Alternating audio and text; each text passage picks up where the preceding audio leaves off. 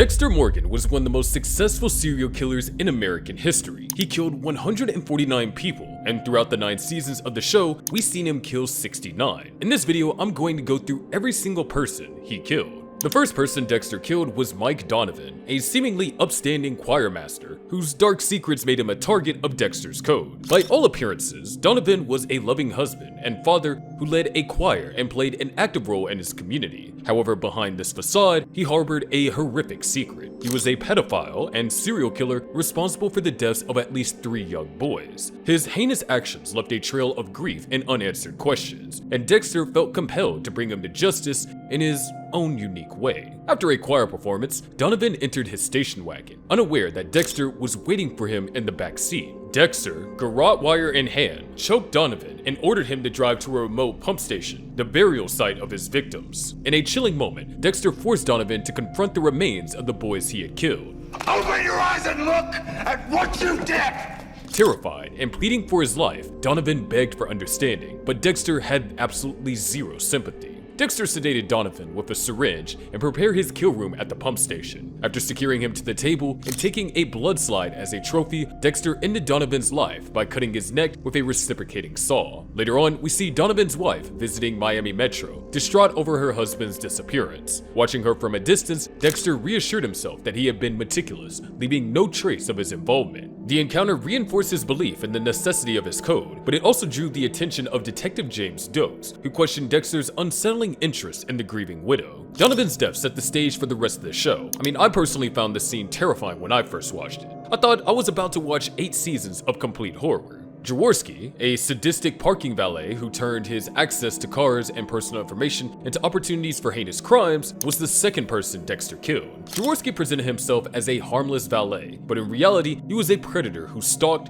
raped, and murdered women, recording his acts as snuff films for his twisted website. His guilt was undeniable, with a tattoo on his arm matching one visible in the snuff films. However, due to a legal technicality, a faulty search warrant, Jaworski evaded justice in court, leaving Dexter to step in where the system had failed. On the night of the kill, Jaworski was trespassing on a construction site to steal copper piping when Dexter confronted him. With his signature methodical precision, Dexter showed him a photo of his last victim, Jane Saunders, before sedating him with M99. When Jaworski awoke, he found himself restrained on Dexter's makeshift kill table, and even in the face of death, Jaworski arrogantly admitted to his crimes without remorse.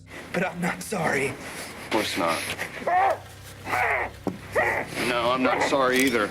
Dexter, unimpressed, decapitated Jaworski with a cleaver in a swift and merciless execution. Dexter meticulously cleaned up the scene while casually speaking to Rita on the phone, perfectly highlighting the show's central theme, a serial killer leaving a double life. Jaworski's death delivered a grim sense of justice for his victim, solidifying Dexter's role as a vigilante killer. The third person we see him kill is Matt Chambers, a repeat offender whose reckless behavior and refusal to take responsibility had left a trail of devastation behind him. Chambers was no stranger to tragedy. He had been involved in multiple drunk driving incidents, causing the deaths of multiple people. Yet through manipulation and fake remorse, he had escaped justice each time, slipping through the cracks of the legal system. His ability to cry crocodile tears in court disgusted Dexter, who decided to intervene where the law had failed. Dexter tracked Chambers to a bar where, funnily enough, observing him drinking heavily, showing no signs of guilt or restraint. After ensuring his guilt, Dexter followed Chambers to an abandoned liquor store where he ambushed him, sedated him, and wrapped him in plastic. Chambers awoke to find himself strapped to a table, confronted by Dexter's cold, methodical approach to justice. Despite Chambers' attempts at defiance, he didn't even believe it himself.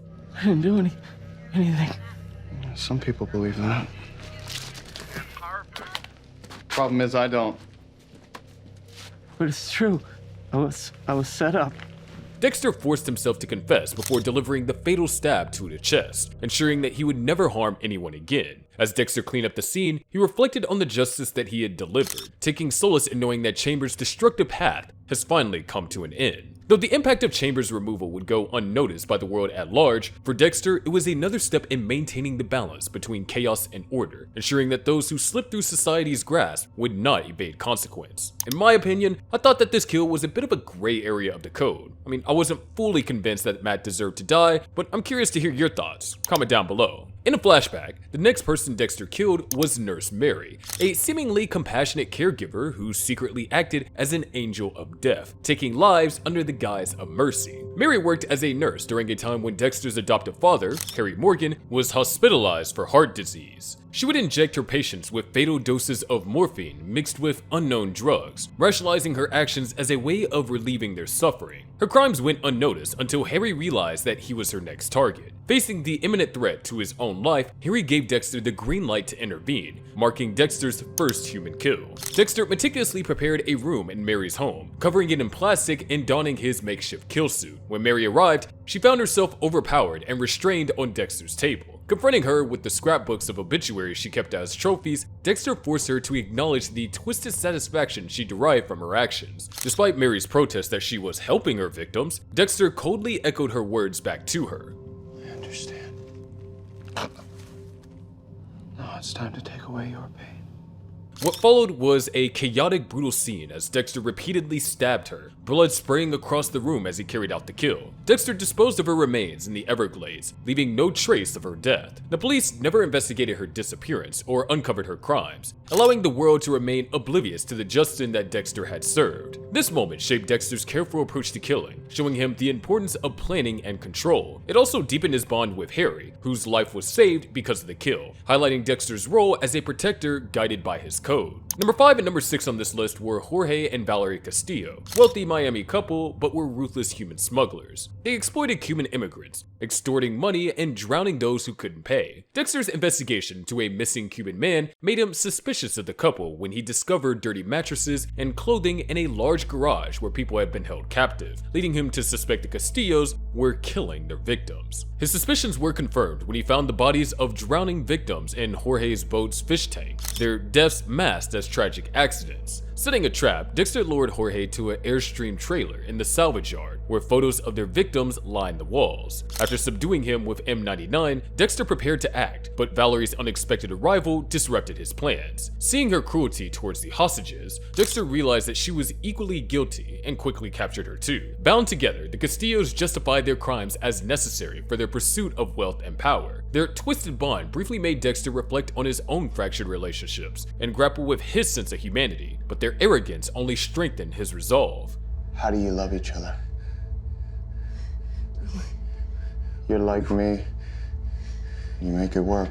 How? He ended their reign of terror swiftly. As Dexter freed the trafficked captives, he remained unaware that a young boy had witnessed the murders. Fortunately, the boy believed that he had seen Jesus, not Dexter. Plot armor, I know, but we move on. Dexter disposed of the bodies in the ocean, believing their crimes had been erased. However, Valerie's body was later recovered and staged by his brother, the ice truck killer, threatening to expose Dexter's methods. To protect his secret, Dexter cleverly framed Jorge for Valerie's death, manipulating evidence to misdirect the police. This partner killing really showed Dexter's expertise as a serial killer, but the fact that he almost got caught demonstrated the dangers of bending the code too. Which brings me on nicely to the next batch of people that Dexter killed. In the 6th episode of the show, in a flashback, we see a series of people Dexter killed in his earlier years. Dexter, worried that his killing tools might have linked him to the Castillo investigation, disposed of everything that could implicate him at sea. Before tossing his blood slide box, he paused and reflected on his early days in a poignant flashback. We learned that he killed Alex Timmons, a Marine sniper who began to kill civilians after he was discharged. Yes, I did it. Is that what you want to hear? Gene Marshall, an arsonist who burnt his victims alive. Have you ever watched someone burn alive? And Cindy Landon, a black widow who killed her husbands for money. I'll fuck you if you let me go. These flashbacks highlighted Dexter's extensive experience as a killer and how long he had been practicing his craft. They also emphasized his ritualistic tendencies as he savored the memory of his victim's death before ultimately disposing of the blood slide box. The 10th person on this list is Emmett Meridian, a seemingly compassionate psychiatrist who manipulated vulnerable women into taking their own lives. Meridian targeted his patients' insecurities and steered them towards suicide, leaving no physical evidence of his role. When his 3rd victim, Vanessa Gale, was found dead, Dexter uncovered the connection and decided to bring him to justice. Posing as a patient under the alias Sean Ellis, Dexter infiltrated Meridian's practice, using their sessions to gather evidence. Discovering the doctor's hidden camera recordings, Dexter confirmed his suspicions. Meridian was a psychological assassin, preying on powerful women under the guise of therapy. Once he had everything he needed, he revealed to Meridian the real reason why he was getting therapy, and sedated him. I'm gonna tell you something that I've never told anyone before. Okay. I'm a serial killer. Awakening on the table, surrounded by his victims' photographs, Meridian was forced to face the consequences of his actions. Calm, yet resolute, Dexter thanked him for helping him uncover repressed memories of his own past, but reminded the doctor that actions have consequences. As Meridian lay there, wrapped in plastic, Dexter ended Meridian's raid with surgical precision, collecting a blood slide. It's funny how this episode was called Shrink Wrap. Meridian's death not only stopped him from manipulating any more victims, but it also gave Dexter a rare moment of clarity about his own psychological struggles, reinforcing his commitment to the code. Dexter Morgan's confrontation with Brian Moser, his biological brother, and the infamous ice truck killer culminated in a harrowing moral struggle. After Brian abducted Debra Morgan, Dexter unraveled a twisted web of familial secrets, discovering their shared traumatic past. Brian sought to rekindle their bond by luring Dexter into his murderous ideology, even proposing that they kill Debra together to sever ties with Dexter's adopted life. Dexter, torn between loyalty to Debra and the allure of an unfiltered bond with Brian, ultimately chose to protect his sister. After thwarting Brian's attempts to kill Debra, Dexter set a trap in his apartment, sedating and transporting Brian to his own kill room. There, in a chilling parallel to Brian's modus operandi, Dexter suspended his brother and engaged in an emotional exchange. Brian pleaded for Dexter to embrace his true self, but Dexter, resolute in adhering to Harry's code, rejected the path that Brian offered.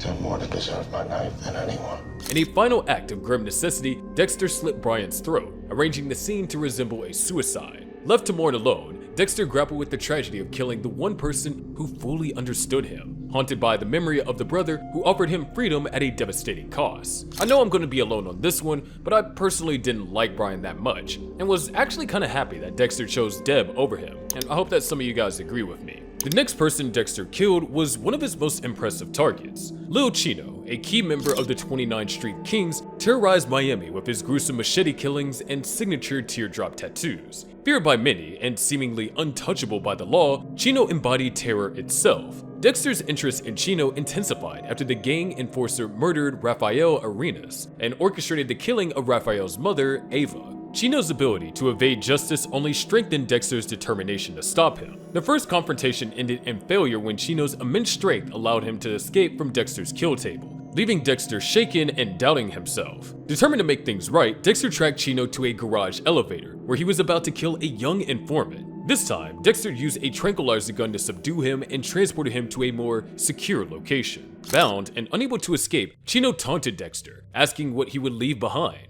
Dexter's reply was perfect. You kill me. What do you leave behind? A world without you. He then drove a machete into Chino's chest, ending his reign of terror. Afterwards, Dexter disposed of Chino's body in the Gulf Stream, leaving no trace. This kill restored Dexter's shaken confidence in his abilities and his code. However, in the long term, Chino's blood slide became part of the Bay Harbor Butcher investigation, linking Dexter to a growing network of victims and increasing the risk to his double life. The next name on this list was Roger Hicks, a smooth-talking car salesman and a compulsive liar with a sinister double life. Beneath his polished facade lay a violent predator who lured young women with charm before brutally raping and murdering them in their homes. Dexter, drawn to Hicks after connecting him to 2 grisly killings, infiltrated the salesman's world under the guise of buying a minivan. Despite Hicks' deceptive wit, Dexter obtained the DNA evidence he needed to confirm Hicks as the killer. When Hicks targeted another woman, Dexter saw no choice but to act swiftly, intercepting him outside the dealership. That night, Hicks awoke on Dexter's kill table in the home of one of his victims, Ann Cohen. At first, he tried to lie his way out of the situation, which was honestly one of the funniest kill scenes of the show. I'll have them open it up. I'm the manager. They do what I say. The manager's name is Rick Buxton. Well, yeah, but I've been there longer than he has. You've been there 3 months. At the other lot.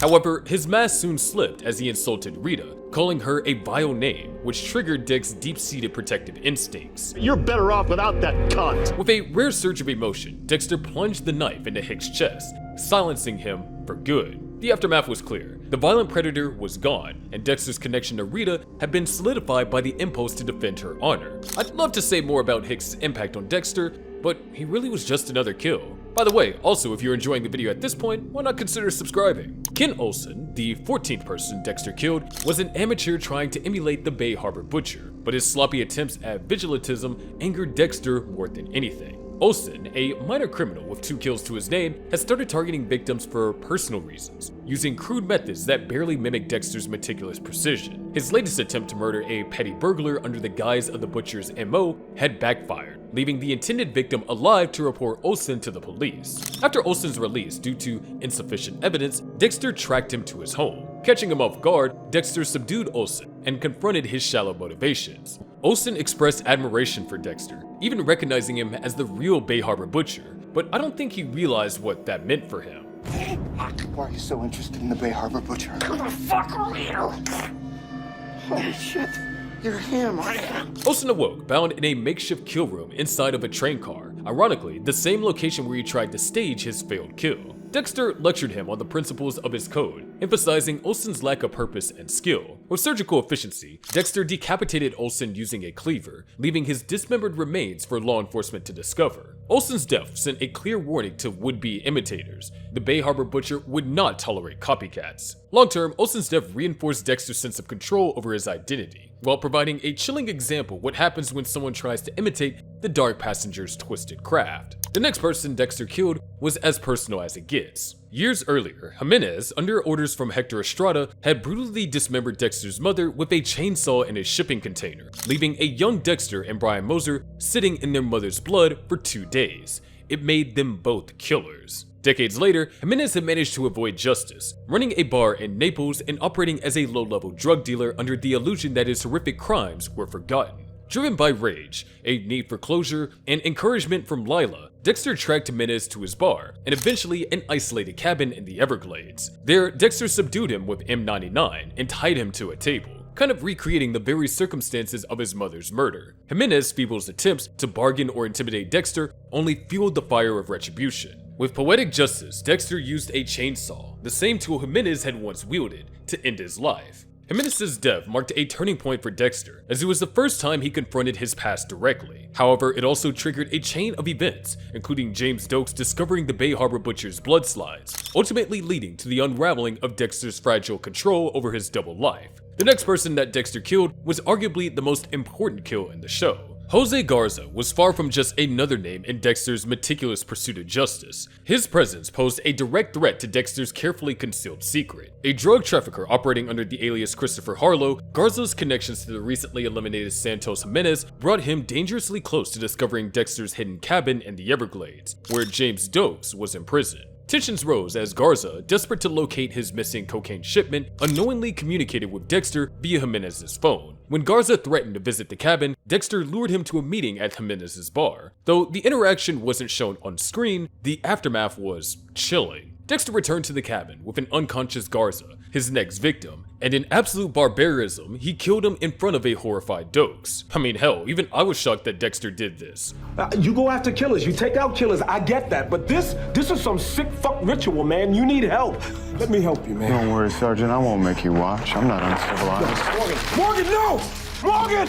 With calculated precision, Dexter used a power saw to dismember Garza, leaving his remains as evidence to frame Dokes as the Bay Harbor Butcher. For Dexter, the kill was a necessary move to maintain control and neutralize the threat of being exposed, but the moral toll on him and the psychological strain on Dokes deepened. Garza's death was a turning point in Dexter's story, solidifying the frame against Dokes while forcing Dexter to grapple with the moral complexities of his code. It underscored the growing cost of maintaining a secret and sets the stage for explosive events that followed. Literally. Juan Rines was another kill in a flashback. After Dokes told Dexter to stay away from him, it reminded him of when his father said the same thing.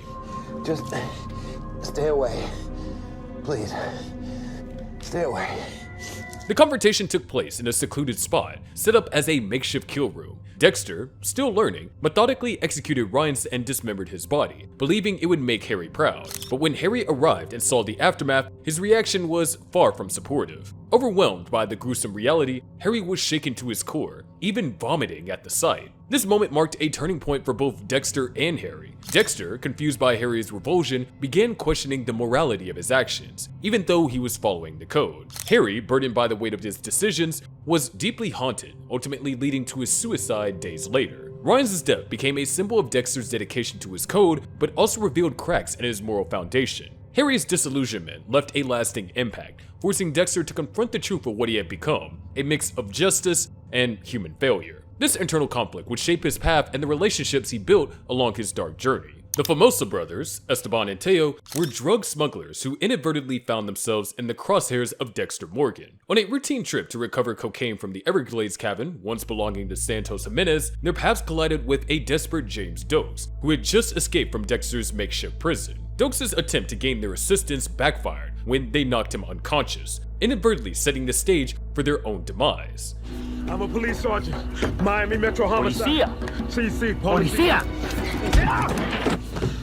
I really felt sorry for Dokes here. I mean, he just escaped one of the most dangerous serial killers in Miami, just to get knocked out by the cartel. I mean, I don't know if it was his bad luck or just Dexter's plot armor. Probably the latter. When Dexter returned to the cabin, he discovered the brothers using Dokes to carry the cocaine to their airboat. Realizing the threat they posed to both his captive, but also to his fragile plan, Dexter devised a quick strategy. Using a signal to communicate with Dokes, Dexter crept into the cabin and eliminated Esteban, his deaths marked by a thudding noise from inside. Armed with Esteban's gun, Dexter emerged in time to coordinate with Dokes, who distracted Teo by throwing cocaine in his face, allowing Dexter to fire a fatal shot. Dexter and Dokes temporarily set aside their animosity to dispose of the bodies in the surrounding waters, ensuring the local alligator population was well fed. But soon, the relationship went back to normal. Dokes in a cage. Now, I'm not really sure if Dexter killing these two broke Harry's code. Those of you who've watched many of my other videos know that I left it out of my video on Harry's code, but I am curious what you guys think. Definitely let me know. This ethical compromise foreshadowed the moral complexities Dexter would face, as the line between necessity and principle continued to blur in his attempt to frame Dokes. The next person on this list is Lila West, a volatile and manipulative woman who once masqueraded as Dexter's Narcotics Anonymous sponsor. What began as an odd but seemingly harmless relationship between them soon escalated into something far more dangerous. Lila, fascinated by the darkness she sensed within Dexter, became obsessed, believing that they were soulmates. Her fixation led her to commit arson, murder, and even target Dexter's loved ones.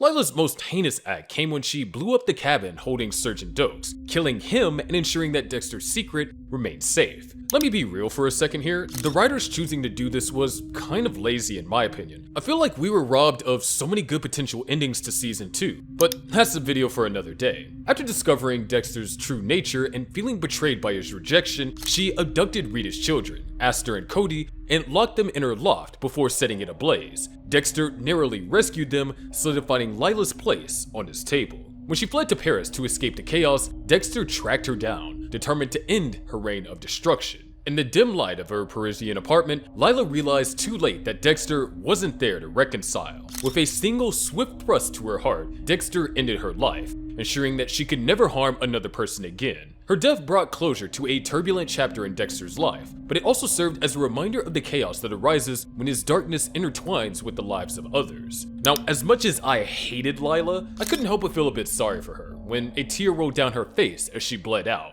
The next person I have no sympathy for though. Cal Rooney was another person Dexter killed in a flashback, although it's not exactly clear how far back. I mean, there's not much to say on this guy, but he was a carnival worker who used his booth at the fair to gather personal details about patrons. Rooney would then later rob their homes, and on 2 occasions it led to death. We learned this through Dexter talking in riddles to his dentist. Hope you stayed away from all the sweet stuff. Well, usually I'm good, but sometimes I indulge. Moving on to Dexter's 22nd victim, the murder of Hector Prado was a tragic anomaly in Dexter's meticulously controlled world and central to the plot of season 3. As the younger brother of Miguel and Ramon Prado, Hector was a youth center coach with a darker side, grappling with drug addiction. Dexter encountered him while targeting Frebo, a drug dealer that Dexter had marked for elimination. However, the situation spiraled out of control when Dexter interrupted a violent confrontation between Hector and Frebo at the dealer's house. Frebo fled, leaving Hector to turn his aggression on Dexter. In a moment of self-defense, Dexter overpowered Hector, fatally stabbing him with the very knife that Oscar had wielded. The aftermath was particularly jarring for Dexter, who realized that he had broken Harry's code by killing someone without confirming their guilt as a murderer, and it was one of the first times that he had done this. I've never killed anyone I didn't completely vet before, whose guilt I wasn't absolutely certain of. I did something wholly inside the moment, and wholly outside the code. I mean, the incident deeply impacted Dexter, prompting him to attend Oscar's wake to learn more about the man that he had accidentally killed. Discovering Oscar's drug use and debts to Freebo gave Dexter some comfort, though it was a rare moment where his confidence wavered. This event foreshadowed Dexter's complicated relationship with the Prado family and hinted at a small but significant crack in his moral code. Fred Bowman, better known as Freebo, was a small-time drug dealer with a sinister track record and the man Dexter actually meant to kill. Known for his role in the deaths of 2 college girls, Freebo evaded justice due to a technicality in a warrant, making him a prime target for Dexter's brand of justice. Dexter's first attempt to kill Freebo took an unexpected turn when he interrupted a fight between Freebo and Oscar Prado, resulting in Oscar's death, but this only intensified his resolve. Tracking Freebo to a hideout, Dexter set the stage for his iconic kill ritual. Freebo, bound to a makeshift kill table, began hyperventilating and panicking, probably like his victims. And last Sunday you choked the life out of us. No, Sunday. No, I was getting high with Sherry or Carrie. She's alpha fiend. With precise brutality, Dexter ended Freebo's life by stabbing him with the same bayonet that Oscar had used, completing the kill in chilling symmetry. The aftermath saw Miguel Prado catching Dexter red-handed, but shockingly thanking him for avenging his brother. Freebo's death cemented Dexter's uneasy alliance with Miguel and set off a series of events that would deeply intertwine their fates. Nathan Martin was a vile predator hiding behind the guise of a harmless photographer and the 24th person that we see Dexter kill in the show. A convicted sex offender, his fixation on Aster, Dexter's stepdaughter, exposed his true nature. Their first encounter in a grocery store sent Dexter's instincts into overdrive, setting him on a path to uncover Martin's dark past. Despite the code of Harry advising against the kill, Dexter's fury boiled over when he caught Martin photographing Aster at the beach. A confrontation at a cafe only strengthened Dexter's resolve. That night, Dexter broke into Martin's home and found him ogling photos of Aster. He strangled Martin with a garrote.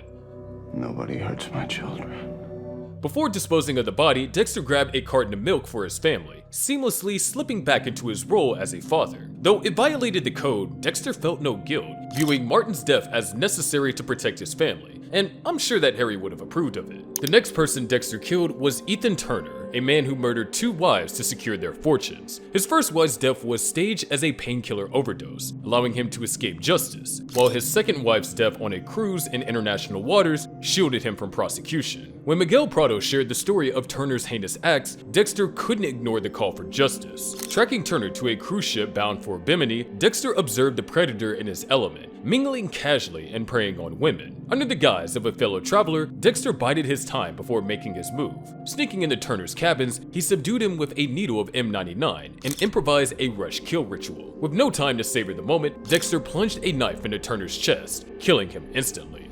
And here I am. Paradox personified. Taking life. Creating life. Back on the shore, Turner's disappearance was written off as a tragic mystery, but Miguel Prado began piecing together the truth, suspecting Dexter's dark secret. The kill marked a turning point in Dexter and Miguel's partnership, setting the stage for a volatile alliance and ultimately a dangerous unraveling. Turner's death was swift, but the repercussions lingered, deepening Dexter's moral complexity and ultimately resulting in increased relationship with Miguel. Clemson Gault, a violent neo-Nazi and murderer, was a stain on society that even prison walls couldn't contain. Convicted for armed robbery, but acquitted of his girlfriend's murder due to witness intimidation, Gault continued orchestrating killings from his cell, including the brutal slaying of a defector's family. His crimes placed him firmly on Dexter's personal hit list, making him a prime candidate for Dexter's twisted form of justice. With Miguel Prado eager to participate, Dexter saw Gault as the perfect target to discourage Miguel's involvement by appeasing him and then convicting him to stop. Using Miguel's legal connections, Gault was transferred to a Miami courthouse under minimal security, where Miguel baited him into escaping. Dexter, posing as an ally, intercepted Gault and subdued him with M99, transporting him to the very house where Gault had murdered his girlfriend. On the kill table, Gault protested his innocence, but Dexter already had absolute proof and was having none of it. He was silenced by a knife plunged into his chest. Dexter meant to share this moment with Miguel, but he didn't want to share the ritual. Galt's death solidified Miguel's growing fascination with Dexter's methods, escalating their dangerous alliance. And for Dexter, the fact that Miguel helped him set up the kill confirmed to him something exceptional. Because after tonight, I can honestly say, I know who Miguel Prado really is. My first good friend. If you're enjoying the video at this point, then consider subscribing, as it really helps out. Now, Camila Figg was one of the few people in Dexter's life who truly knew him, both as a child and as an adult. A longtime family friend and record supervisor at Miami Metro, Camila has supported Dexter in subtle ways, often helping him obtain files on suspected killers. However, her journey with Dexter's took a profoundly personal turn when she was diagnosed with terminal lung cancer in season 3 and left longing for an end to her suffering. As her condition worsened, Camila pleaded with Dexter to help her escape the slow, agonizing death she was enduring. At first, Dexter refused, citing his code, which forbade killing innocents. Yet her pain and despair began to weigh heavily on him, especially after she revealed her knowledge of his past, including the truth about his brother, Brian Moser. Camila reassured him that he wasn't like Brian and that he deserved peace. In a deeply emotional moment, Dexter granted her request. He brought her a slice of authentic key lime pie, laced with euthanizing agents, and fed it to her bite by bite. You finally brought me the perfect pie. Her death, a rare act of mercy, profoundly affected Dexter, highlighting the complexity of his humanity amidst his dark instincts. The next person on this list is Miguel Prado, one of the most complex and dangerous figures that Dexter ever crossed paths with. A charismatic assistant district attorney, Miguel initially formed an unlikely friendship with Dexter, drawn by their shared desire for justice. But what started as a relationship based on fake trust quickly turned into a dangerous game of lies and manipulation. Miguel's hunger for power and control led him to break Dexter's strict code by murdering an innocent defense attorney, Ellen Wolf. This act of defiance revealed Miguel's true nature, a man who saw murder as a tool for his personal gain rather than a means of justice. When Miguel turned his sights on Maria LaGuerta, plotting to kill her to cover his tracks, Dexter realized the danger Miguel posed, not only to others, but to his carefully constructed life. Dexter lured Miguel into a trap, subdued him with M99, and confronted him just like with all of his other victims. However, this time it was chillingly personal. I accept you. I accept you, Dexter, like a brother. I killed my brother. I killed yours too. Bound and helpless, Miguel tried to manipulate Dexter with desperate pleas, but Dexter saw through the lies. As Dexter strangled him with a garrote, Miguel was adamant that it wouldn't be the end, but for Miguel, it was, ending a dangerous chapter in Dexter's life. This was another emotional kill for Dexter, as Miguel was one of the first people he considered a friend. But despite this, Dexter chose to kill him, reaffirming his unwavering commitment to the code. The next person on this list is George King, infamously known as the Skinner, a ruthless torturer and serial killer who terrorized Miami with his gruesome methods. King, a former military interrogator, became known for skinning his victims alive to get information. He later used his cruel methods for his own sick pleasure. His violent acts were disguised as a search for respect, but were really driven by his sadistic nature. King's paths crossed with Dexter when he began hunting for Frebo, a drug dealer King believed had wronged him. After Dexter killed Frebo, King intensified his search, leaving skinned victims in his wake. Matters escalated when King, manipulated by Miguel Prado, turned his attention to Dexter, abducting him in a chilling attempt to torture and kill him. In the final confrontation at an abandoned warehouse, Dexter revealed the truth. Frebo was dead, and King's hunt was merely a cover for his own bloodlust. Stripped of control, King snapped, but Dexter managed to break free, despite a fractured hand. Their brutal fight culminated in Dexter snapping King's neck, ending his reign of terror. As the police arrived, Dexter staged King's death to appear as suicide, maintaining his cover. Personally, I think that this was one of the most ridiculous scenes in the show. I mean, there's no way that Dexter should have gotten out of this situation, but somehow he did. I guess it's just his plot armor.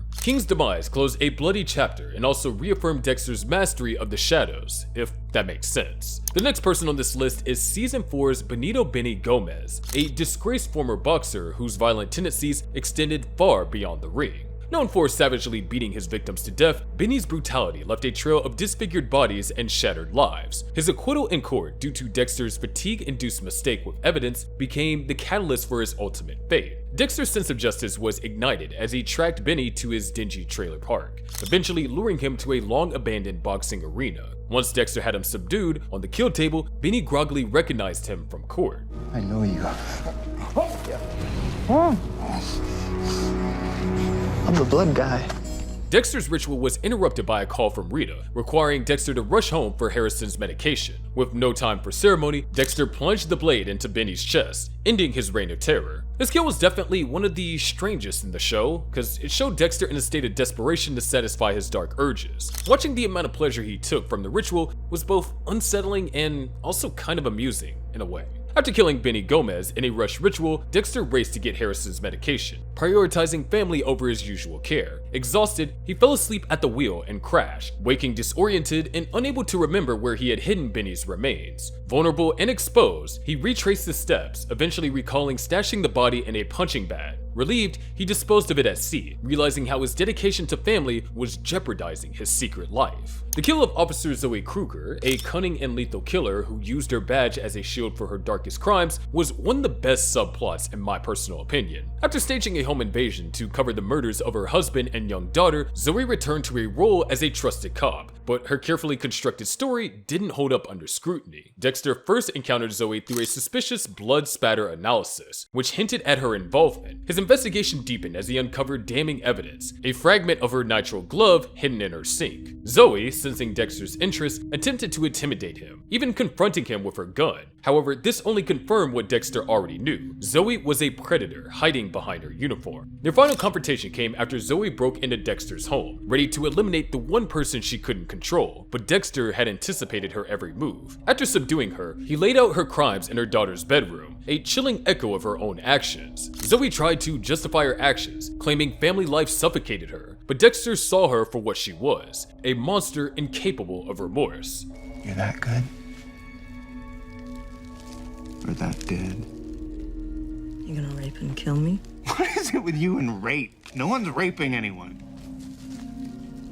Killing, on the other hand.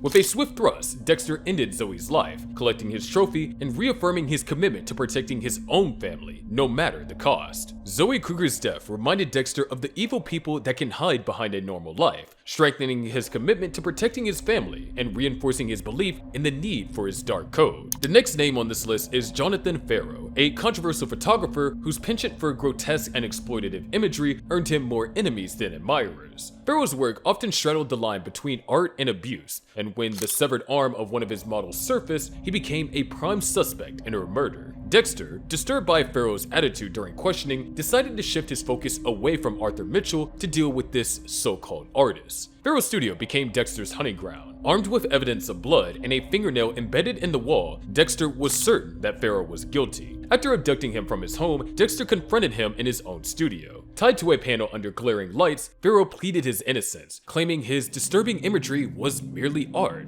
What? I've never killed anyone. You killed Estrada Carasso. Who knows how many others? Didn't fucking kill him? But his words fell on deaf ears, and Dexter delivered justice with a cleaver, decapitating the man and disposing of his remains in the Gulf Stream. The immediate aftermath seemed routine until the next day, when Dexter learned that Pharaoh's assistant was the real killer. This revelation sent shockwaves through Dexter's carefully ordered world. He had killed an innocent man, a moment that shook him to his core and forced him to confront the fallibility of his moral code. The 33rd person Dexter killed was Stan Beaudry, a long-haul truck driver with a violent past. Beaudry had escaped justice after murdering a prostitute, his case dismissed due to contaminated evidence. When Dexter needed a scapegoat to frame for the Trinity Killer murders, Beaudry's violent tendencies and transient lifestyle made him the perfect target. Dexter tracked Beaudry using a CB radio, finding him at a truck stop off I-95. Posing as Lil Chopper, Dexter quickly located his prey. He followed Beaudry to his truck, where he subdued him with a garrote and prepared a makeshift kill room in the trailer. Enraged and defiant to the end, Beaudry hurled threats at Dexter, but again, Dexter really wasn't trying to hear it. I am gonna fuck you up! I'm gonna rip your heart out! Yeah, I heard.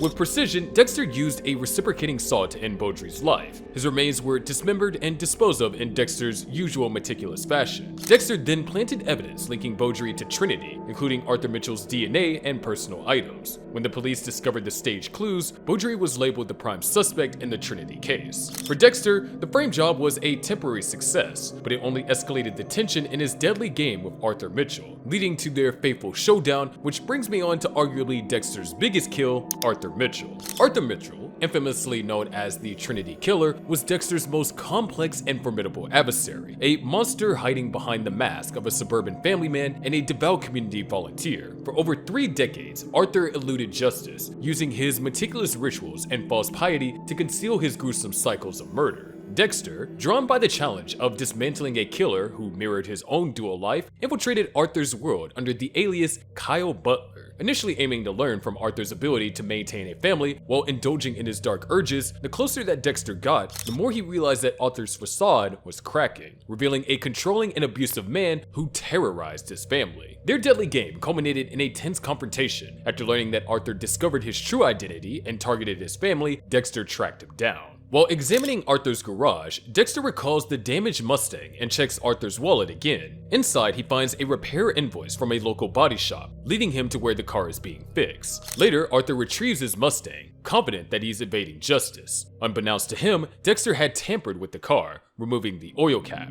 As the vehicle breaks down on the road, Arthur's sense of control crumbles. Seizing the opportunity, Dexter ambushes him and transports him to the fallout shelter, setting the stage for their final confrontation. The final confrontation unfolded with chilling precision. Dexter captured Arthur, secured him to his kill table, and surrounded him with reminders of his victims. Arthur, ever defiant, dismissed his atrocities as part of God's plans, even as Dexter pierced through his delusions with a cold, methodical resolve. You can't control the demon inside of you any more than I could control mine.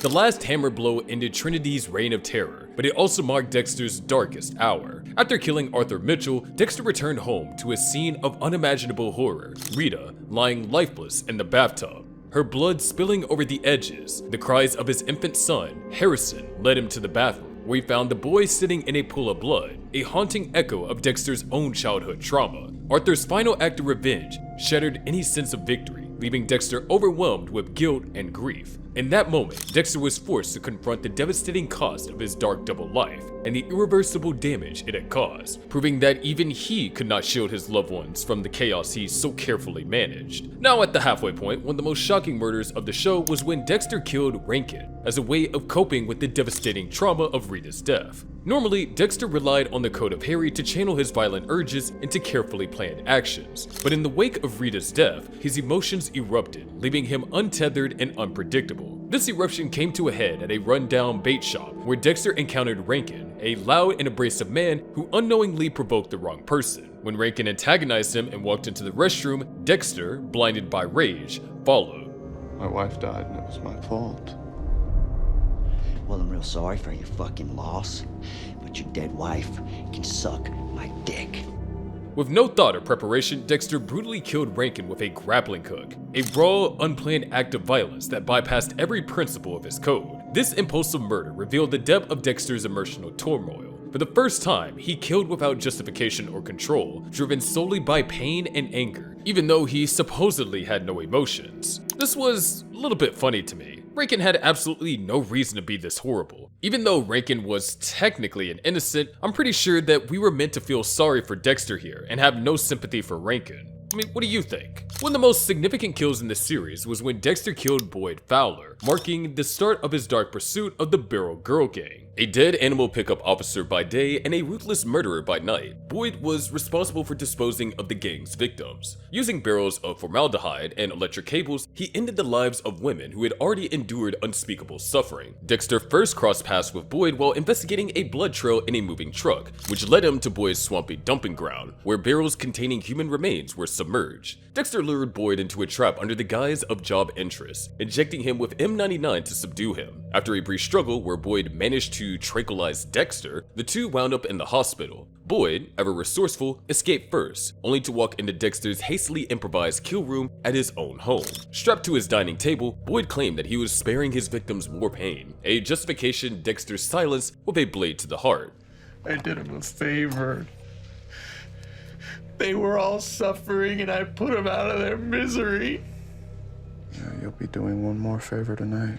This kill itself was routine for Dexter, but the aftermath was anything but. Boyd's final victim, Lumen Pierce, witnessed the murder, leading to an unexpected partnership and a rare romantic connection in Dexter's life, which links directly to the next two kills. Lance Robinson and Dan Mandel's death unfolded in one of Dexter's most chaotic and improvisational nights, blending his ritualistic methods with raw human unpredictability. It began with Lance, a killer who lured gay men into sexual encounters only to murder them. Dexter, under the alias 10 Inches of Pure Steel, arranged a meeting and prepared an RV as a kill room. After incapacitating Lance with M99 and wrapping him in plastic, Dexter was interrupted by a desperate call from Lumen Pierce, who had just shot one of her rapists and needed his help. Dexter hurried to a nearby warehouse where they discovered Dan Mandel, a children's dentist, badly wounded but playing the role of an innocent family man. As Dexter restrained and questioned him, Lumen's resolve faltered, unsure if Dan was truly guilty. However, Dan's arrogance soon betrayed him.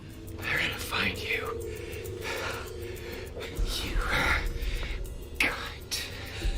Meanwhile, the M99 wore off and Lance escaped from Dexter's car, still wrapped in plastic. A frantic chase ensued, with Dexter recapturing him just before he could stumble into Debra and her team. Strangling Lance with plastic wrap, Dexter dragged his body back to the warehouse and staged the scene to look like a murder-suicide, protecting both himself and Lumen. When the police arrived, he had to convince his colleagues that he had simply been the first to discover the crime scene. If you think that Dexter's plot armor was too much sometimes, then be sure to subscribe. This chaotic series of events deepened Dexter's bond with Lumen, as they shared the weight of confronting her trauma. However, it also highlighted the growing strain on Dexter's double life, as risk of his actions threatened to unravel his relationships and sense of control. As the hunt for the Barrel Girl Gang continued in Season 5, the killing of Cole Harmon marked a major turning point in the show. Cole, a dishonorably discharged Marine, served as the head of security for the charismatic yet sinister Jordan Chase. His role extended far beyond professional duties, as he became a sadistic participant in the gang's horrific crimes. Known for his violent tendencies and unwavering loyalty to Jordan, Cole inflicted unimaginable pain on his victims, leaving scars, both physical and emotional. For Dexter, eliminating Cole was not only necessary, but deeply personal, given his connection to Lumen Pierce's torment. The confrontation reached its climax in a Miami hotel room, where Cole recognized Lumen and attempted to silence her for good. As he strangled her in a vicious attack, Dexter returned from Jordan's talk just in time, subduing Cole with a sleeper hold. Strapped to a kill table, Cole refused to cooperate, offering only mockery as Dexter demanded the names of his accomplices, telling him the names of Disney characters.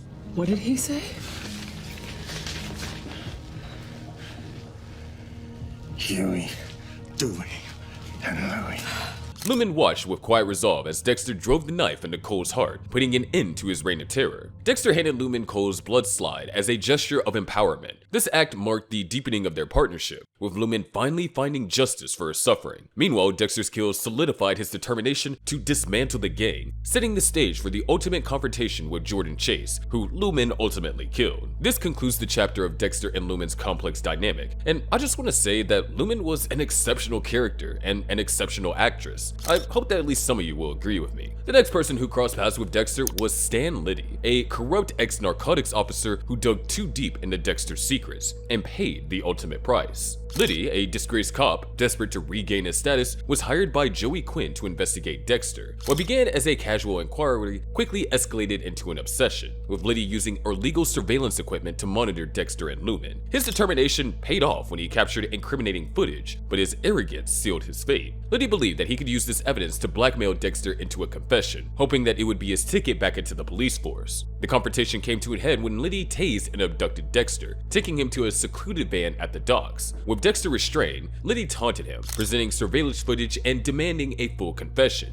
And I don't give a shit about you either. I just want my goddamn job in the police force back.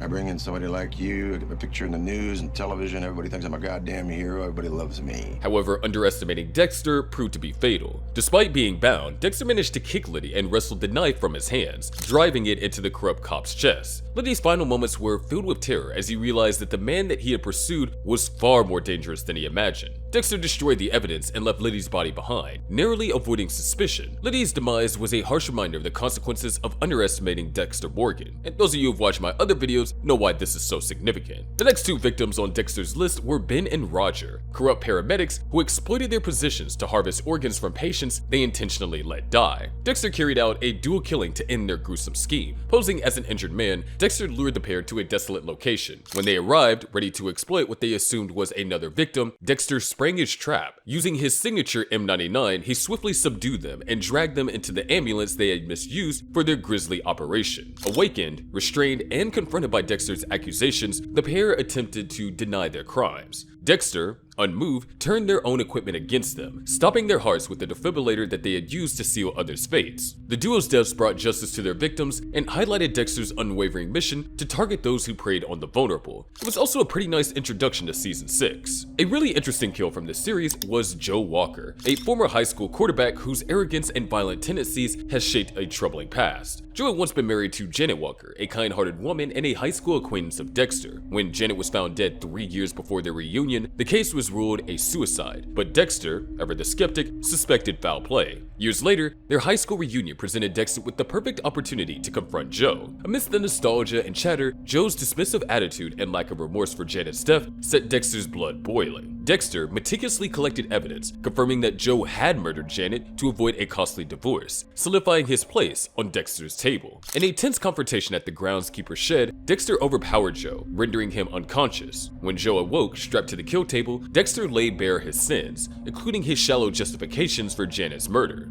They do things that they shouldn't do, and they're only human, but God forgives us. Despite Joe's desperate proclamations of faith, Dexter deemed him irredeemable and delivered a swift, brutal end, bludgeoning him with a sledgehammer before completing his ritual with a stab to the heart. Joe's disappearance caused little stir, but his death marked a profound moment for Dexter as he grappled with the questions of morality, faith, and justice. His execution of Joe was another step deeper into darkness, further blurring the lines between righteousness and vengeance. Also, Trisha Billings. Next on Dexter's list was Julio Benez, a violent gang leader known for making people disappear. As the head of the Locos gang, Julio spread fear and chaos in Miami. He caught Dexter's attention after threatening Brother Sam, a reformed ex-convict who Dexter became friends with. Julio's encounter with Brother Sam at the shop escalated quickly, with Dexter stepping in to neutralize one of Julio's men. Sensing Dexter's authority being in law enforcement, Julio backed off but left a chilling reminder of his power, referencing the disappearance of Hector Nunez, a local barber who dared to defy him. This admission was enough for Dexter to dig deeper, confirming Julio's guilt and sealing his fate. In a grim echo of Julio's own crimes, Dexter lured him to Hector's barbershop, now transformed into a kill room, and subdued him. Trapped and restrained, Julio spewed threats, warning that his gang would avenge him. Dexter silenced him with surgical precision, slashing his throat. Because monsters don't get to live happily ever after. Julio's death sent ripples throughout the Locos game, destabilizing their grip on the community. For Dexter, it was another step in his twisted quest for justice, a fairy tale ending for no one. One of the most crazy moments in the show was Dexter's encounter with Walter Kinney, the Tooth Fairy Killer. Walter, once a terrifying serial killer who brutally murdered prostitutes and kept their lateral incisors as trophies, had become a frail, bitter old man living in a Miami retirement village. He resurfaced with a botched murder near his Miami retirement home, which led Dexter to become suspicious of Walter and to start stalking him. At first, Walter was unaware of Dexter's true intentions. Dexter befriended him under the guise of curiosity and kindness, accompanying him on errands and even playing golf together. However, as Dexter pieced together Walter's identity, culminating in the discovery of a box of teeth trophies in a storage unit, Walter grew suspicious. Realizing that Dexter worked for Miami Metro Homicide, Walter confronting him, pulling a gun and demanding answers. The tables turned when Dexter crashed the car, subdued Walter, and secured him in his own recliner. Walter, now aware of Dexter's dark side, mocked him, predicting that he would share the same miserable fate. All I ever cared about was killing, and I can't even do that right anymore. That's what you've got to look forward to.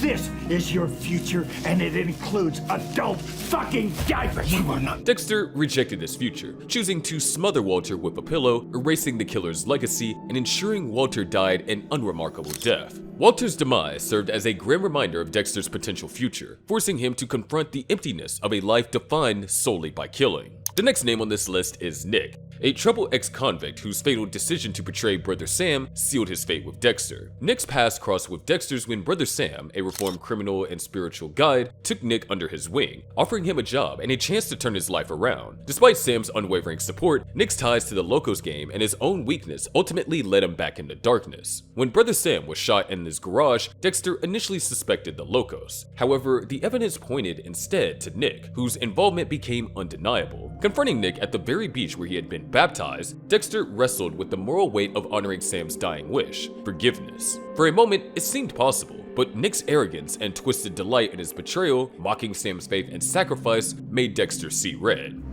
They got no proof.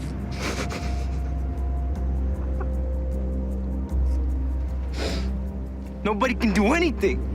Overwhelmed by rage, Dexter tackled Nick into the waters of Biscayne Bay, drowning him. Once again, Dexter let his emotions take over, abandoning his usual kill ritual and giving in to his darker instincts. This was symbolized by the vision of his brother, Brian Moser, clapping in approval. I was actually quite upset when Sam died. I felt like he was Dexter's first true friend. Nick's death marked a turning point for Dexter, a brutal reminder of how far he had strayed from the light that Sam had urged him to embrace, leaving behind a void that would haunt him long after. The next name on Dexter's list was Norm, a shady motel owner who became the target of Dexter's wrath, marking an unusual departure from his code. Norm operated out of the Shady Lane Motel in Nebraska, where Dexter stayed during his road trip to try and find Jonah. Initially, Norm came off as a nosy but harmless figure, but his greed soon revealed a more dangerous side. Dexter's first encounter with Norm was over a flat tire, but the situation escalated when Norm stole Dexter's tools, including his knives. When confronted, Norm demanded $10,000 for the return of the stolen items, unaware of who Dexter was. The encounter turned deadly when Norm pulled a stolen, unloaded gun on him. Taking advantage of the moment, Dexter impaled Norm with a pitchfork, completely consumed by his dark urges and the imagined influence of Brian Moser. Unable to gain access to the ocean and dispose of the body, Dexter improvised by throwing Norm into a nearby grain silo, watching as the body vanished beneath the corn. Norm's death symbolized Dexter's temporary break from his code, a chilling reminder of how unrestrained and dangerous he could become without structure or a guiding moral compass in his life.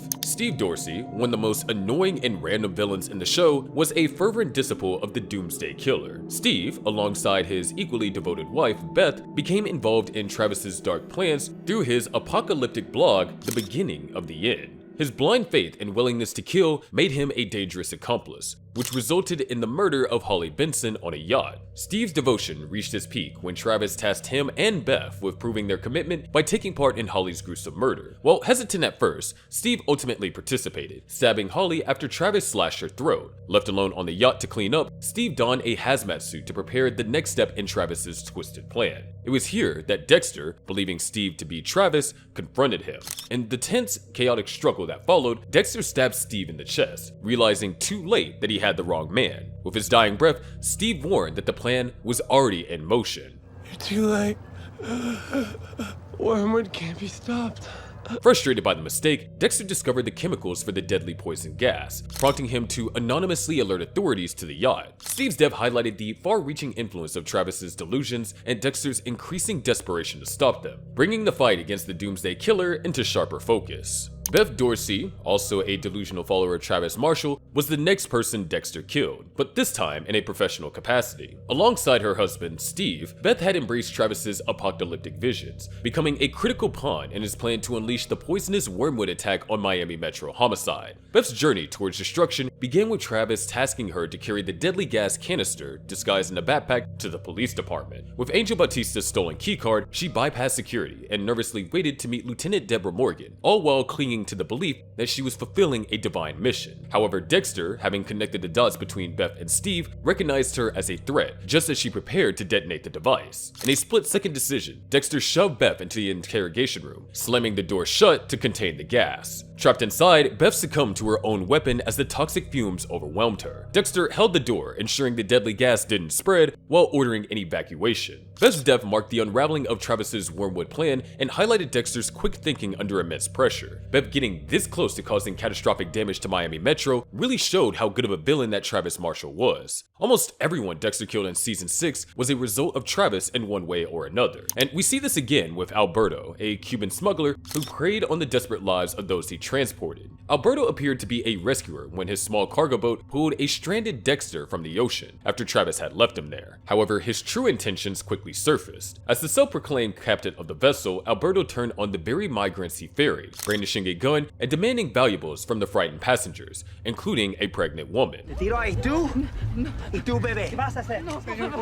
The tension escalated when Alberto threatened the woman with his weapon, pushing Dexter to make a decisive move. With no time for moral contemplation or his usual meticulous planning, Dexter grabbed a boat hook and drove it through Alberto's stomach, his anger and instinct for justice overriding his code. In one swift motion, he cast Alberto's lifeless body into the sea, restoring a fragile sense of safety among the passengers. Dexter took control of the vessel, guiding it towards the Miami shore where the grateful passengers swarmed to freedom. While Alberto's death lacked Dexter's signature preparation, it did reveal his capacity for improvisation in the face of immediate danger, and it also set the stage for the final kill of Season 6. Dexter's final showdown with Travis Marshall, the Doomsday Killer, was absolute madness. Travis had carried out brutal murders based on the Book of Revelation. His ultimate plan, called the Lamb, was to sacrifice Dexter's son, Harrison, as part of his twisted vision of the apocalypse. The climax unfolded on top of Miami's Transcorp building during a solar eclipse. Travis, holding Harrison, was moments away from killing him with a ceremonial sword. Dexter arrived just in time, pretending to surrender by injecting himself with a tranquilizer to gain Travis's trust. Travis didn't realize that there was nothing in the syringe. When the moment was right, Dexter struck back, saving Harrison and capturing Travis. Dexter took Travis to the abandoned church where the killer had committed many of his crimes. There, he confronted Travis about using his faith to justify his evil acts.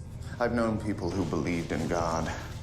They would never use their faith as a convenient excuse to kill 10 people. Finally, Dexter ended his life with a single stab, but this victory came at a cost. Dexter's sister, Debra, walked in just as he killed Travis. The moment that I think that everyone was waiting for the whole show. This shocking moment shattered the secrecy of Dexter's dark side and forever changed the relationship, forcing Debra to grapple with the horrifying truth about her brother. It created a rift of mistrust and fear, leaving their once close bond hanging by a thread. Now, subscribe if you think that Season 6 was an underrated season. Victor Baskov, a high-ranking member of the Koshka Brotherhood, became entangled in Dexter's world after a violent incident that left a Miami detective dead. Victor's recklessness was evident when he murdered Detective Mike Anderson to cover up the killing of a stripper that he had bludgeoned to death. This impulsive act triggered a police investigation that threatened the Brotherhood's operations and placed Victor right in Dexter's crosshairs. Dexter, fueled by the need for justice and revenge for his colleague, tracked Victor to Miami International Airport, where he was planning to flee the country. As Victor prepared to board his flight, Dexter cornered him in a restroom, sedating him with a precise injection of M99.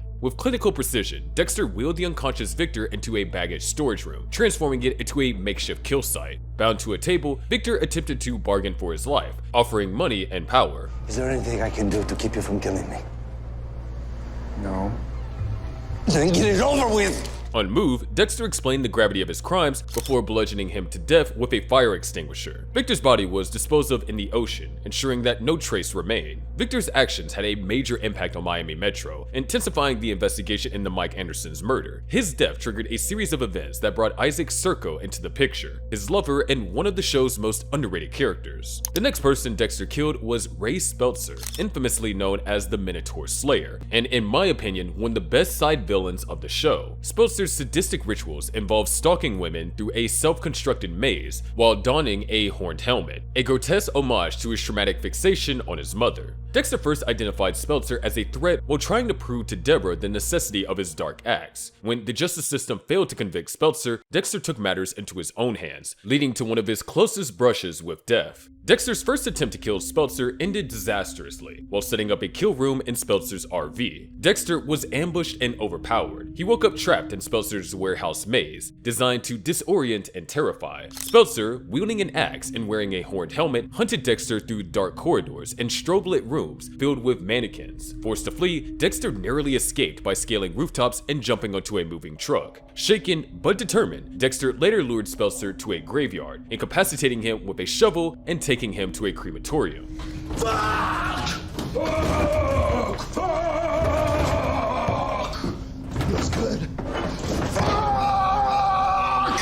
There, he delivered a scathing monologue before driving a stake into Speltzer's heart and incinerating his body along with his second box of blood slides, marking a turning point in Dexter's methods. Speltzer's death also deepened the tension between Dexter and Debra. While she was relieved that Speltzer was stopped, it forced her to confront her own moral boundaries, forever altering her relationship with her brother. In the complex web of the Koshka Brotherhood, Dexter crossed paths with a hitman sent by George Novikov to take out Isaac Serko. This encounter added another layer of danger to Dexter's already tense relationship with the Brotherhood. With Isaac having previously attempted to kill him, Dexter was forced to take the offensive to protect himself. Seeking to neutralize Isaac, Dexter broke into Viktor Baskov's apartment, where Isaac had taken refuge, planning to stage Isaac's death and deflect suspicion onto a rival cartel. Inside the apartment, Dexter unexpectedly encountered the hitman, a rugged, sarcastic figure armed with a gun, leading to a very tense standoff.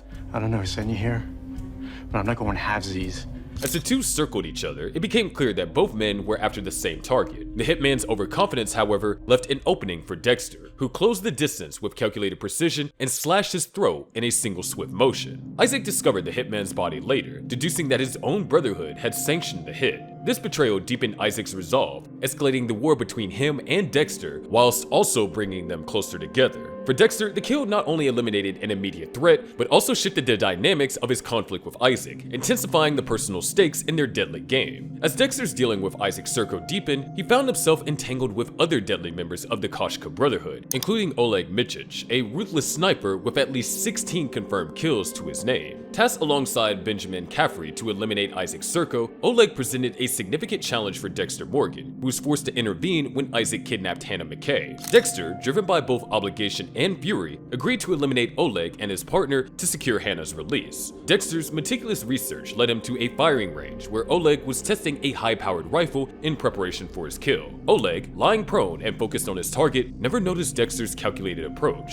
Moving with predator-like precision, Dexter silently closed the distance and plunged a knife into Oleg's back, silencing him instantly. Dexter ensured that there were no traces linking him to the crime, while Isaac, informed of the successful kill, redirected Dexter's focus to Caffrey. Oleg's death marked a turning point, further entrenching Dexter in the violent web of the Koshka Brotherhood. I also wanted to say, don't you think that it's a bit unrealistic that Oleg made no sound when he was stabbed? I mean, I would have expected him to scream or something like that. Let me know what you think. The killing of Clint McKay marked one of Dexter's darkest moments, as he crossed the line by killing a completely innocent man. Clint, Hannah McKay's estranged father, was a manipulative and abusive figure who returned to her life under the guise of change. Known for gambling and cons, he quickly revealed his true motives, exploiting Hannah's love to pay off his debts. At first, Dexter approached Clint with caution, but as Clint's behavior escalated, from emotional manipulation to violent outbursts, Dexter became increasingly protective of Hannah. This situation spiraled out of control when a drunken Clint drove his truck into Hannah's greenhouse, destroying her work and leaving her devastated with cruel insults. As Hannah broke down, Dexter stepped in, his icy anger foreshadowing what was to come. When Clint later tried to blackmail Dexter, threatening to reveal secrets about Hannah, Dexter decided that Clint had gone too far. Luring Clint into a parking garage under the guise of paying him off, Dexter subdued him in classic fashion. Clint awoken on Dexter's boat, wrapped in plastic, facing the terrifying realization of his fate. You got the devil inside you, boy. No, I think it's just me. Pleas for mercies fell on deaf ears as Dexter coldly delivered justice, plunging a knife into Clint's chest. For Dexter, killing Clint was both personal and protective, a way to shield the woman he had loved from her tormentor. However, Clint's actions left lasting scars on Hannah, while also deepening her bond with Dexter, who showed that he would do anything to protect her. By killing Clint, an innocent man, Dexter gave us a glimpse of the monster that he could have become without Harry's code to guide him. The last person Dexter killed in Season 7 was Hector Estrada, the powerful drug kingpin responsible for the death of his mother. Estrada's involvement in the infamous Shipping Yard Massacre, where Dexter and his brother Brian witnessed the brutal chainsaw murder of their mother, haunted Dexter's life and shaped his murderous code. For decades, Estrada remained out of reach, protected behind bars, until his unexpected release provided Dexter the opportunity for long-awaited vengeance. Dexter, using the alias Steve Gaskill, approached Estrada under the guise of a drug deal, luring the former crime lord to a shipping container on Christmas Eve. Estrada quickly realized the setup as he stepped into Dexter's meticulously prepared kill room, surrounded by plastic sheeting and tools of the trade. Though Estrada tried to resist, even pulling a concealed gun, Dexter disarmed and subdued him with ease. Confronted with a photograph of a 3-year-old Dexter sitting in a pool of blood, Estrada's bravado faltered, and he recognized his captor's true identity. However, before Dexter could deliver the fatal blow, Estrada revealed a critical piece of information. Captain Maria LaGuerta had orchestrated his release as part of her plan to expose Dexter as the Bay Harbor Butcher. This revelation complicated Dexter's plans, forcing him to release Estrada temporarily to avoid LaGuerta's trap. It wasn't until later, after tracking Estrada to a park, that Dexter sedated and returned him to the container for the ultimate reckoning. Estrada's final moments were filled with defiance, but Dexter's resolve was unshakable. He killed Estrada in cold fashion. Estrada's death marked the culmination of Dexter's lifelong vendetta, but also deepened his entanglement with LaGuerta's investigation. This pivotal kill set the stage for an even greater conflict, as Dexter's past and present converged in a deadly showdown. The next person is, oddly enough, no one. Or at least no one we know. I mean, we don't know their identity, why they were there, or anything about them. All we know is that they ended up in Dexter's kill room. Dexter killed Andrew Briggs by mistake, but his actions were driven by his love for his sister. Debra, struggling with her guilt over killing Maria LaGuerta, had taken a job as a private investigator and infiltrated Briggs' life under the guise of helping him sell stolen jewelry. However, her growing emotional instability led her to blur the lines between her assignment and her personal life, indulging in drugs in a relationship with the criminal. Dexter, concerned for Debra's safety, tracked her to the motel and discovered her entanglement with Briggs. A heated confrontation ensued, with Dexter insisting that Deb leave, only for Briggs to intervene. Tensions exploded when Briggs attempted to intimidate Dexter, forcing him into a violent struggle. Asshole, take your hands off her. In the cramped motel room, Briggs reached for a knife, but Dexter acted faster, turning the weapon against him and fatally stabbing the fugitive in the chest. Debra, watching in horror, accused Dexter of dragging her deeper into chaos. This again left Debra emotionally shattered, refusing Dexter's offer to cover up the murder and instead calling the police. While Briggs' death resolved a potential threat, it further fractured the already fragile relationship between Dexter and Debra, pushing her closer to the brink. This kill, while necessary in Dexter's mind, became another crack in the foundation of his crumbling world. As Dexter tried to identify the brain surgeon in season 8, he ended up finding and killing another serial killer. Ron Galuzzo, a seemingly unassuming salesman working at a fitness kiosk in a mall, was anything but ordinary. Behind his mundane job and awkward demeanor laid a sinister secret. Galuzzo was a cannibal who preyed on his victims, meticulously butchering their bodies and consuming their flesh. Dexter first crossed paths with Galuzzo while investigating suspects linked to the brain surgeon case. Although Galuzzo was initially considered a possible culprit, Dexter quickly discovered that his depravity lay in a completely different direction. Dexter's suspicions grew during their initial encounter, where Galuzzo forced friendliness and denial of knowing Dr. Vogel raised flags. A visit to Galuzzo's home cemented Dexter's belief in his guilt. The kitchen, unnaturally clean compared to the rest of the house, revealed the macabre truth. A slow cooker simmered with human fingers, while the fridge contained neatly labeled containers of human organs, including a brain marinating in garlic sauce. Galuzzo's atrocities were undeniable. Setting up a kill room in Galuzzo's own kitchen, Dexter confronted the cannibal, reflecting on their dark parallels. But now I realize I'm just like you.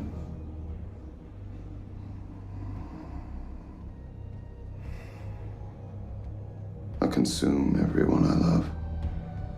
With those words, Dexter plunged the knife into Galuzzo's chest, ensuring he would never kill or eat another victim. While Galuzzo's death removed a dangerous predator from society, it served as a chilling reminder of Dexter's ongoing struggle with his own dark nature, deepening his internal conflict. I think that Dexter admitting that he destroys everyone's life around him is the most honest thing he says in the entire show. If you agree with me, subscribe. I promise this will be the last time I'll ask you. Killing AJ Yates was yet again another sadistic killer that Dexter found in his hunt for the brain surgeon. A cable technician with a disturbing obsession for breaking toes and burying women beneath rose bushes, Yates gained attention due to his sinister past. He had been a patient of Dr. Evelyn Vogel, who once treated him for violent tendencies stemming from childhood abuse. Yates' scarred head and twisted methods, kidnapping, torturing, and killing women, cemented him as a threat worthy of Dexter's attention. The hunt for Yates intensified when he kidnapped Dr. Vogel, blaming her for his suffering and threatening her life. Dexter, accompanied by his estranged sister Debra, raced to locate him using a desperate phone trace. The tension mounted as Vogel, bound and helpless, tried to manipulate Yates' fragile psyche, while he prepared to relive his childhood trauma by hiding under a bed. Dexter's arrival turned the game, with Yates waiting to ambush Debra from his hiding spot. Sensing the danger, Dexter grabbed a curtain rod and drove it through the bed, fatally impaling Yates in a single calculated strike. Together, they disposed of Yates' body at sea, a rare act that brought Deb, Dexter, and Vogel together. It was really weird, a family okay with killing. Whilst they were relieved that they were all okay, that relief was temporary as the brain surgeon continued terrorizing them and the citizens of Miami, which brings me perfectly onto the penultimate kill of season 8. Oliver Saxon, also known as the Brain Surgeon, was one of Dexter Morgan's most personal and devastating adversaries. A true psychopath completely devoid of empathy, Saxon's reign of terror was marked by surgical precision.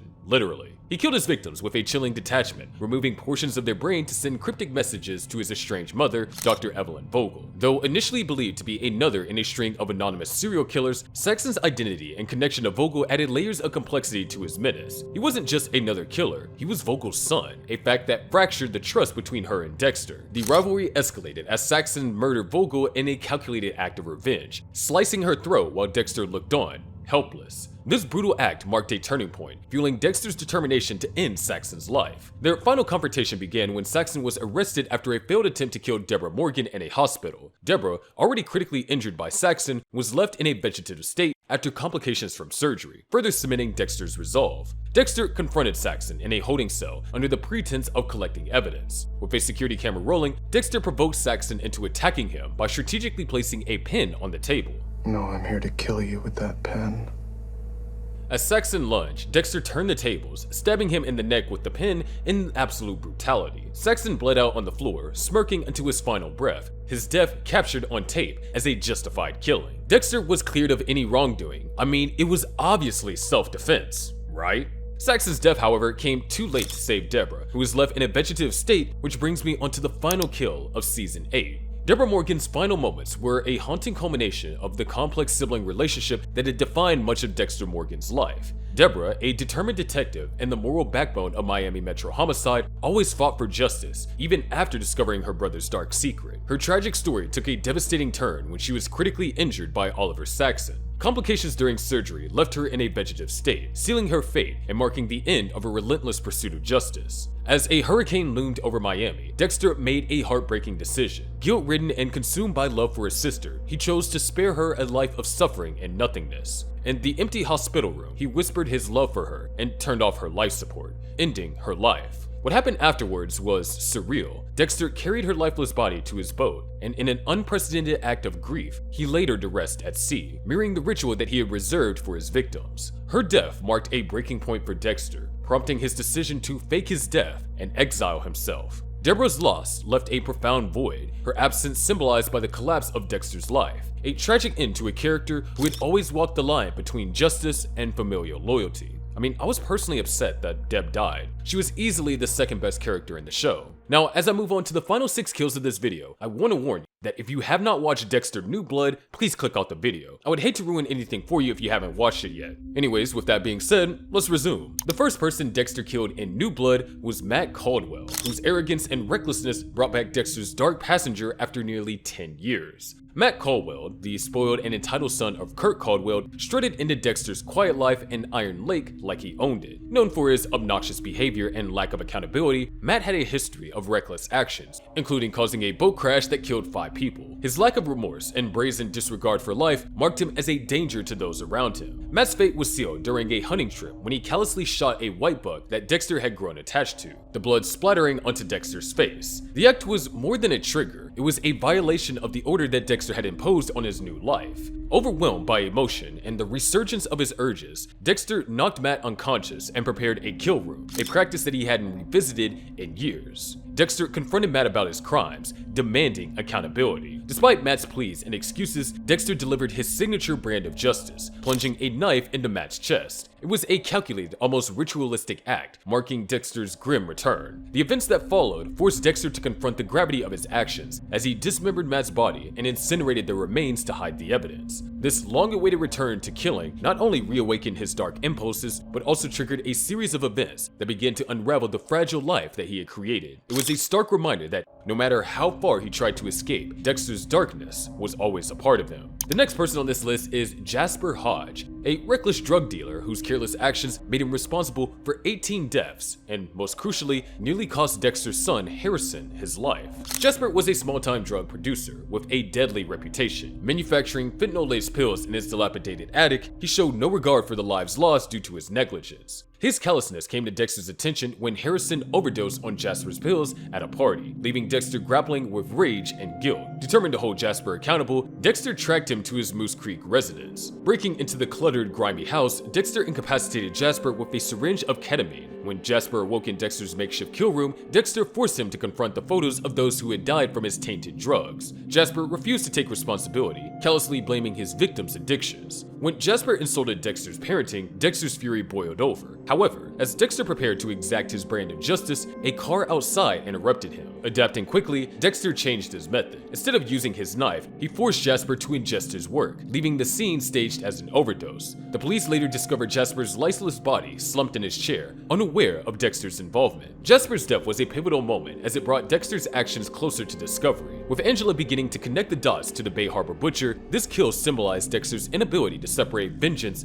from his code, a misstep that pushed him further into danger. Elric Kane, Kurt Caldwell's loyal henchman, met his end at Dexter's hand, a kill driven by sheer desperation. Kane's unwavering loyalty to Kurt ultimately sealed his fate. Elric was a truck driver and fixer for Kurt, tasked with handling sensitive and often violent matters. His involvement with Dexter began when Kurt ordered him to eliminate Dexter, believing him to be a threat. Elric's mission became personal when he ambushed Dexter, knocking him unconscious and dragging him into the backseat of his car. When Dexter regained consciousness en route to his intended execution, he quickly turned the tables. Crashing the car in a desperate escape attempt, Dexter fled into the snowy woods with Elric in hot pursuit. The chase led to a tense showdown at an abandoned summer camp where Dexter lured Elric into a trap. Exploiting the environment and his survival instincts, Dexter ambushed Elric, holding a knife to his throat. Elric's final moments were filled with fear as Dexter extracted information about Harrison's whereabouts before delivering the fatal blow. After killing Elric, Dexter concealed the body and used his phone to trick Kurt into thinking everything was proceeding as planned. This act intensified the stakes as Dexter's efforts to shield Harrison and stay under the radar only fueled Kurt's determination for revenge. I want to say that this brings me perfectly onto the kill of Kurt, but first we must remember Wiggles the Clown. Wiggles the Clown, a sinister predator whose unsettling double life led him into Dexter Morgan's crosshair, was a children's entertainer who we see in flashbacks. Behind the painted smile, he harbored a dark secret. He preyed on children,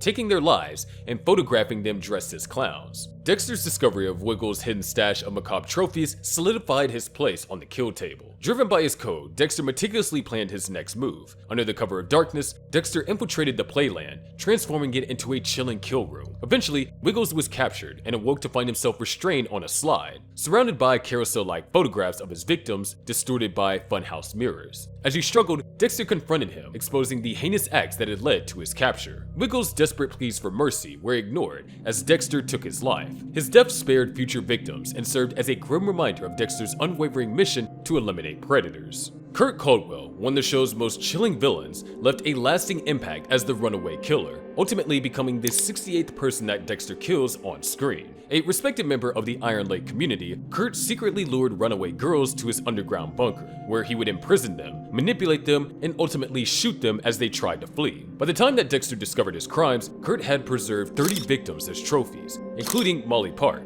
a true crime podcaster investigating him. The rivalries between Dexter and Kurt intensified after Kurt discovered that Dexter had killed his son, Matt Caldwell. This led to a dangerous game of cat and mouse, culminating in Kurt targeting Dexter's son Harrison as revenge. Dexter and Harrison worked together to uncover Kurt's hidden bunker, finding his macabre collection of embalmed victims. The discovery horrified Harrison, but it also reinforced the need to stop Kurt. In a chilling climax, Dexter and Harrison confronted Kurt in his own bunker. With Kurt bound to the same table he used for his victims, Dexter exposed his crimes and motives, dismissing Kurt's twisted justifications of saving runaways. After silencing Kurt with a knife to the chest, Dexter dismembered his body while a disturbed but resolute Harrison watched. Kurt's death brought immediate relief, but it also marked a turning point in Dexter and Harrison's relationship. The experience bonded them as father and son, but it forced Harrison to confront the reality of his father's dark code. I found this really funny personally. I mean, most families give presents, eat mince pies, but Dexter and his son decide to spend it chopping up a body in a bunker. Long term, Kurt's actions exposed Dexter to Angela Bishop's suspicions, setting the stage for the explosive finale of Dexter New Blood, which I think was really good, by the way, although I do know that some people were disappointed. Sergeant Logan, one of the most morally grounded and likable characters in the show, met a tragic and shocking end at the hands of Dexter. Logan, a respected police officer and high school wrestling coach, was known for his kindness and commitment to protecting Iron Lake. His role in Dexter's eventual capture highlighted his sharp instincts and unwavering dedication to justice. The tension leading to Logan's death began when Dexter was arrested for Matt Caldwell's murder, with mounting evidence tying him to the Bay Harbor Butcher killings. Locked in a jail cell and facing extradition to Florida, where the death penalty awaited, Dexter realized that he needed to escape. Logan, unaware of the danger, brought Dexter a bottle of water when asked, unknowingly setting the stage for the grim confrontation. As Logan approached the cell, Dexter seized the opportunity, violently slamming him into the bars and placing him in a chokehold. Despite Dexter's plea to hand over the keys, Logan attempted to draw his weapon. In an instant, Dexter snapped his neck, killing the man who had trusted him. The fallout from Logan's death was catastrophic, as Dexter abandoned the scene, leaving his actions to speak for themselves. Taking an innocent life shattered the principles of the code, revealing the full extent of the destruction caused by his dark passenger. This moment became a turning point for Harrison, who saw the irreparable harm Dexter's choices had inflicted on others and himself. In a parallel to the series' opening episode, the final chapter saw Harrison confront and kill his father, bringing Dexter's destructive journey to an ultimate end. That is every single person that Dexter Morgan killed. If you enjoyed this video, then make sure to subscribe, and I'll see you in the next video about every person that Deb killed.